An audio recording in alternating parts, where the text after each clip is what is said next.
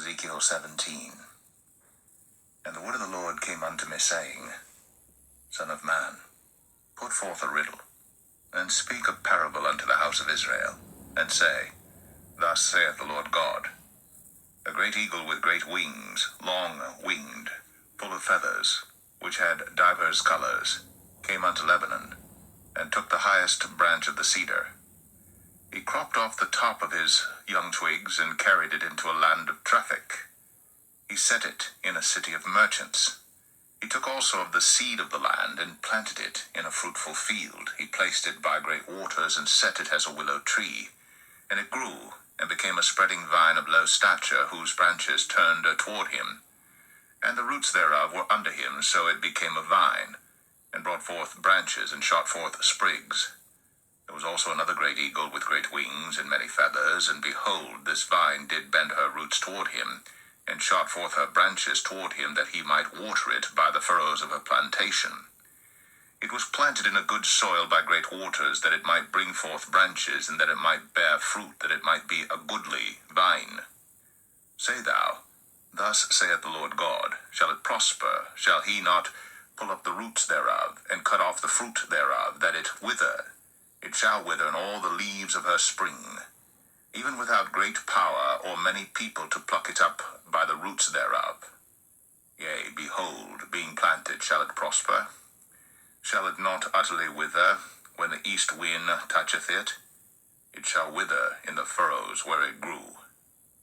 Moreover, the word of the Lord came unto me, saying, Say now to the rebellious house, Know ye not what these things mean? Tell them, Behold, the king of Babylon is come to Jerusalem, and hath taken the king thereof, and the princes thereof, and led them with him to Babylon, and hath taken of the king's seed, and made a covenant with him, and hath taken an oath of him. He hath also taken the mighty of the land, that the kingdom might be base, that it might not lift itself up, but that by keeping of his covenant it might stand. But he rebelled against him in sending his ambassadors into Egypt, that they might give him horses and much people. Shall he prosper? Shall he escape that doeth such things? Or shall he break the covenant and be delivered?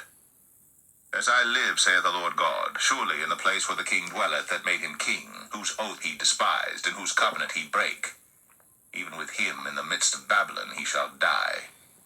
Neither shall Pharaoh with his mighty army and great company make for him in the war, by casting up mounts and building forts to cut off many persons, seeing he despised the oath by breaking the covenant, when lo, he had given his hand, and hath done all these things.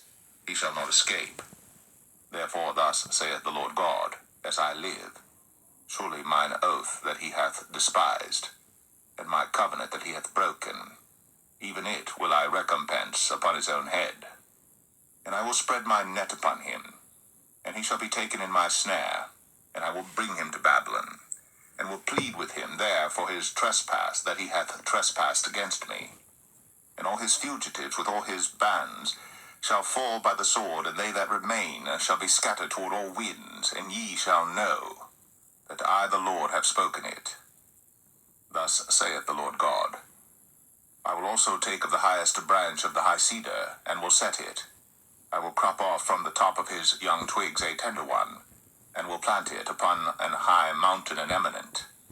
In the mountain of the height of Israel will I plant it, and it shall bring forth boughs, and bear fruit, and be a goodly cedar. And under it shall dwell all fowl of every wing.